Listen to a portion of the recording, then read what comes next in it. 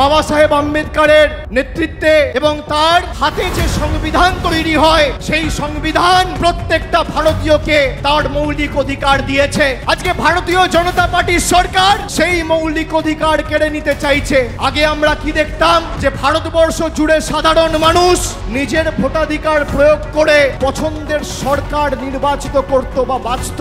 আর আজকে কি দেখছি, বর্তমান কেন্দ্রের সরকার নিজেদের সরকারের স্থায়িত্ব বাড়াতে আর নিজেদের সরকারের স্বার্থ রক্ষা করতে ভারতবর্ষ জুড়ে ভোটার বেছে নিচ্ছে।